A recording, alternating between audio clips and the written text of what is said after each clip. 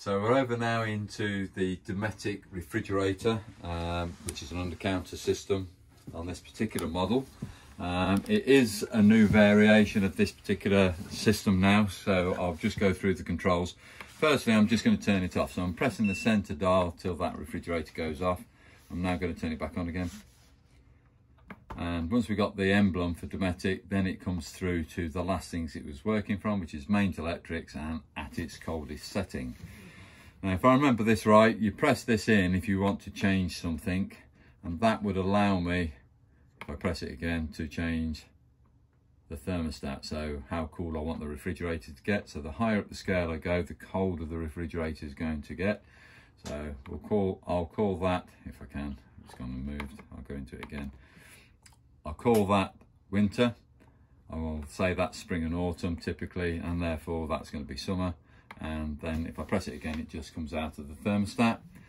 So if I want to go and change the energy supply, I need to press it once. I need to scroll it down to come to that energy supply, press it again, which then calls up the menu of the energy supplies that we've got available. Well, it's working on mains. So if I scroll it across, says he, it's now working. It would be to select it to work on gas.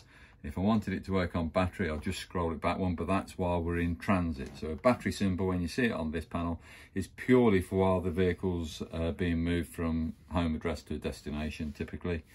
And if I leave it on auto, which is that, it will automatically prioritize mains, then gas, and then it would go to the 12 volts if that's the only one available. So let's just go to gas.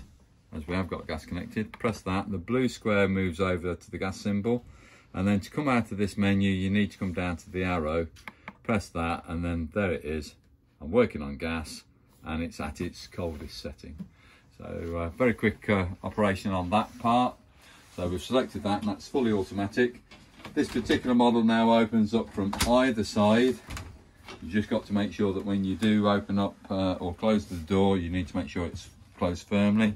It's got a full width freezer box going across the top, and I can tell you that is cold in there because we have had it working for about an hour now.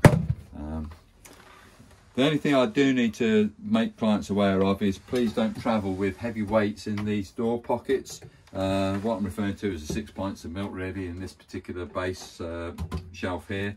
It's designed really more for transit, that the heavy weights are kept on the shelves, on these metal shelves. We only want lightweight items in there because we don't want the door pocket to get damaged. So just be aware of that. For transit, please make sure you put those onto the shelves. And then another part is when we come to store the vehicle for a period of time, we might want to keep the refrigerated door, the door in an open position.